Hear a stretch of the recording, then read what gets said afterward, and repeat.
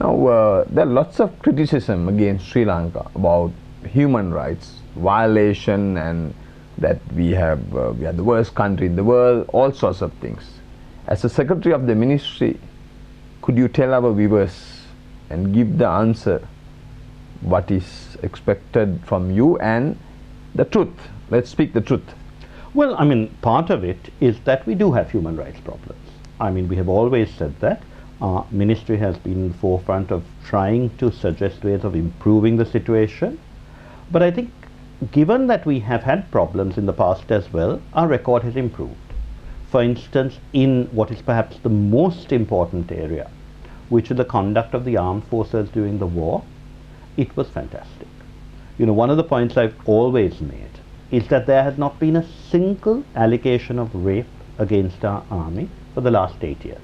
Now, we have to accept that in the 80s there were allegations, and I think many of them could be substantiated. The same was true to a more limited extent in the 90s, but then you had a solid program of training, and I've also discussed this. I've discussed it with the police, who do have problems, but the police don't have enough training. You know, the younger people in the police are taken in hurriedly. And one thing, and the present IGP has moved very quickly on instituting new programs of training. But the army training was really extremely good, and we have always asked for instances of violations.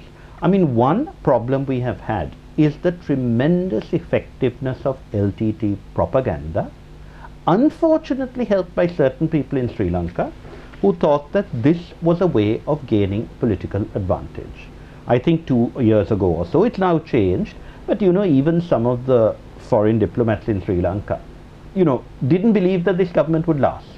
You know, part of the Colombo. Or they wanted it to fall. Well, in all fairness, you know, they moved in certain social circles in Colombo that had a mindset that saw this government as an aberration. It was very limited. You now find, I've discussed this with foreign diplomats, and many of them say, yeah, there were problems. You know, some people didn't quite realize that this was an elected government. So I think that has changed, but there was a mindset, let's say 2 years ago, 2007, there was also a sense that, you know, no one could win a war militarily. I think there were people even in our foreign ministry who felt that at the time. But I think we had to show them that we were going to destroy terror, having tried to talk. That was important, because I think we had an obligation to try to settle the problem in other ways. We did our best. But when the LTT proved intransigent, I think we had to take action, but at the same time we had to make it very, very clear that this was nothing against the Tamil people. The army was absolutely to behave well, and they did. I think, you know, if you take the whole struggle in the East, there was no allegation of civilian casualties bar one. That was cut 03, and the army said, yeah, we did it, but we didn't know there were civilians. We did it on mortar locating radar.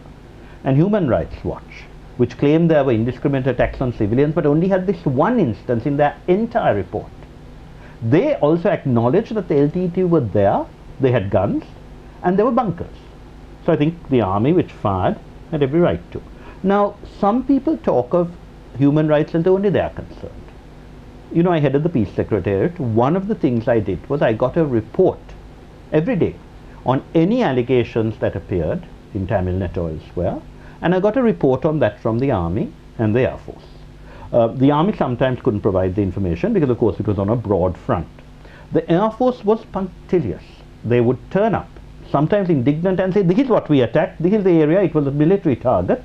And, you know, I can't vouch for what they told me, but it certainly sounded very well reasoned.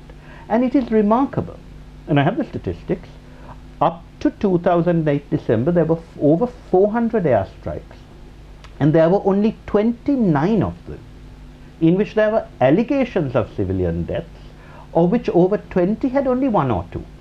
This is not indiscriminate attacks on civilians. You know, if you read what happens elsewhere in the world, the number of civilian casualties is much greater. We were scrupulous because these are our people. In some of the other areas, you know, they're just terrorists.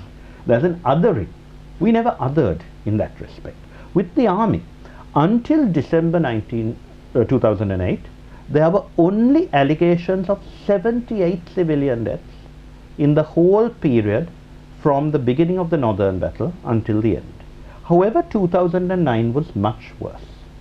But I think when you look at it, quite a lot of those casualties were inflicted by the LTT.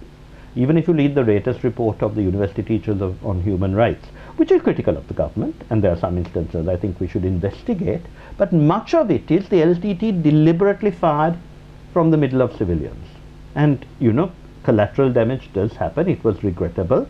None of these people insisted that the reason for all this was because in 2008, when the LTT was preparing this hostage crisis, when they were driving the people with them, the international community didn't demand that they let them go. You know, all the statements were, we asked the LTT to allow freedom of movement, but we also asked the government to open up the camps, do this, that and the other. So, you know, it was a balance. For instance, you know, even old Radhika Kumaraswamy had this wonderful line once that, you know, there's an allegation of aerial bombing, which has never been substantiated, and this is similar to the LTT blowing up a bus in Colombo and killing 10 school children.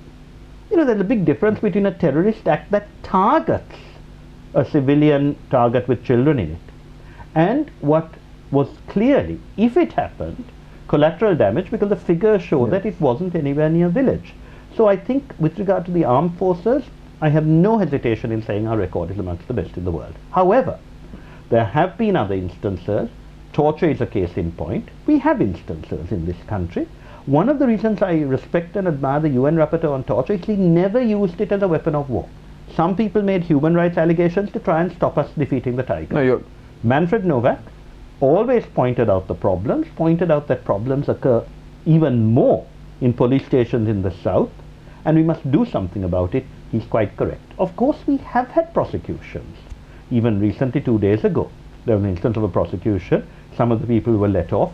Part of the problem, I suppose, and I don't know whether other people would call it a problem, is that our laws demand proof beyond reasonable doubt in a criminal charge. So, for instance, one case, they said, why did the magistrate acquit when the person was found guilty by the Supreme Court? And I said, that's precisely it. It's not that we want to stop it. When the case came before the Supreme Court for fundamental rights, particular police officers found guilty.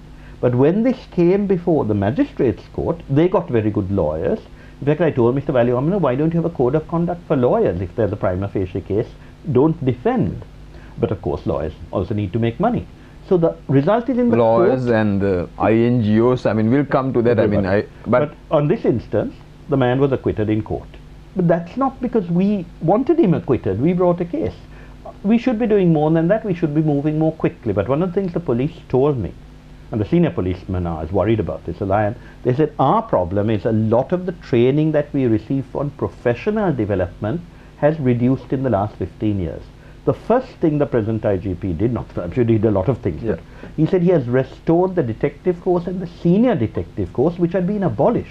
Now this is how you find out what happened. Those courses had gone. So now they're back. I think the present IGP has a longer tenure. You know, some of his predecessors had only 1 year at a time. It was difficult for them. But the present gentleman has a longer tenure because he's much younger. And he has shown himself determined to restore professionalism, which I think we must look forward to. Now, Geneva is in the news again with the UN questioning, but I want to go back in time, and I think that there was a big battle fought in Geneva with Dr. Jahan Jayatilaka when he was in the ambassador, and where with you supported. Can you tell us more about it? What was the issue then? Because I think he did, led by him, and with you and your minister, you all did a wonderful job, and where the country was proud about it. And since it's again, we are talking of a letter from Geneva, that's what I'm asking this question. No, I think that's a very important question. And let me say at once, I was a very minor part of that. The minister led the delegation. And of course, Dan did a fantastic job. And I think we have to go back some time on this. You know, there are some people, and I'm afraid that he's in your foreign ministry, who thought that Dan reduced relations with the West. He was held in enormously high regard there by everybody.